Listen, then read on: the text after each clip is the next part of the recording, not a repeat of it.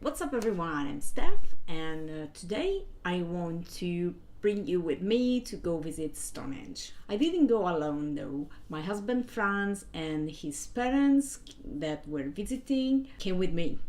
This is my father-in-law Mauro and this is my mother-in-law Anna. If you want to check more about my wandering around the UK, you can click on the information button in here and check out other videos. Ooh, and don't forget to subscribe to my channel and give this video a thumbs up if you like it, because it's very important to me. But I don't want to waste any more time, so let's go to Stonehenge.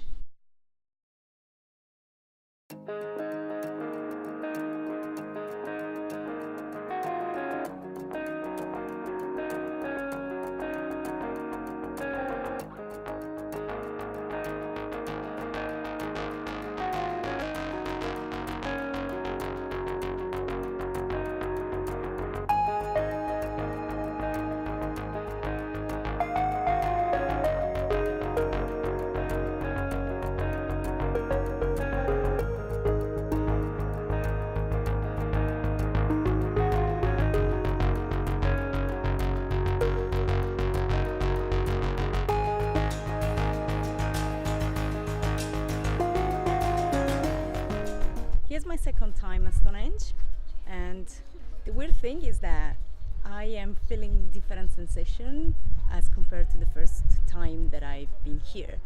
The first time it was on February, very cold February, and it was all cloudy and the wind was cutting our faces, and the feeling was, the vibe was like super superstitional, esoteric, probably because of the weather and the cold.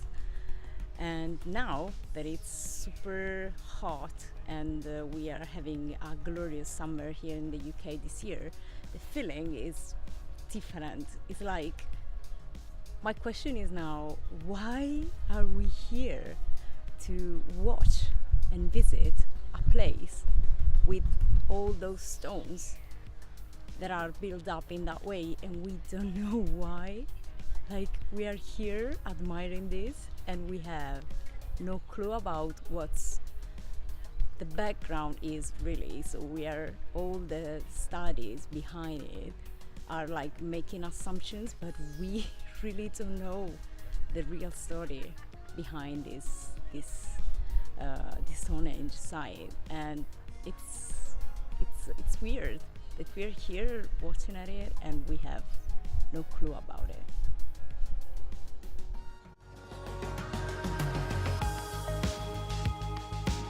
I am shooting here. I'm saying that even if there's a lot of people, overall it's pretty silent, the side. Yep. There's no people making too noise. True.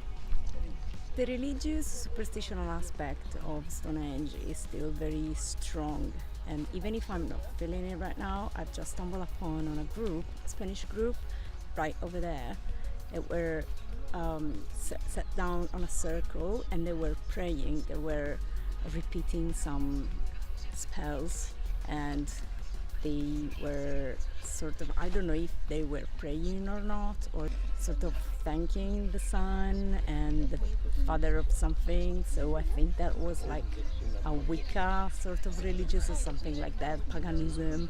And they were just over there and everybody was respecting that. No one was around them and they were paying attention not to bother them. And this is really cool. At this point I had a camera malfunction when basically my camera stayed on while I was moving around and not supposed to be shooting, but in reality I was shooting and I didn't realize that. So while this happened by accident, here is what actually happened for real.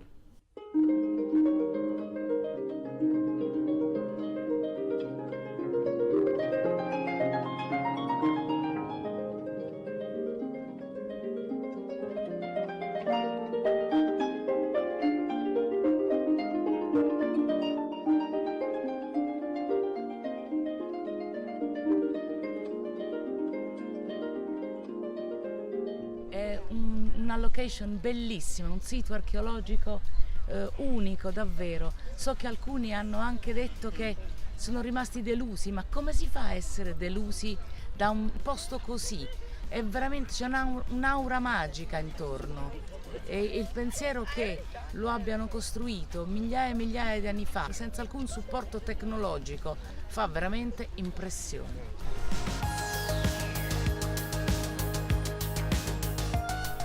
There is a nice exhibition inside. It's a sort of a museum where it's explained how Stonehenge was built and what happened before and after Stonehenge was created. But I'm here outside to show you this. This is a reconstruction of the houses that the Stonehenge builders were supposed to use. And it's also, I'm not sure if it's also the houses, a reconstruction of the houses the old Stonehenge people used to live in. We can also get inside some of those houses, but they're just trying to work inside. There are some work inside, so they're in progress at the moment, and that's it.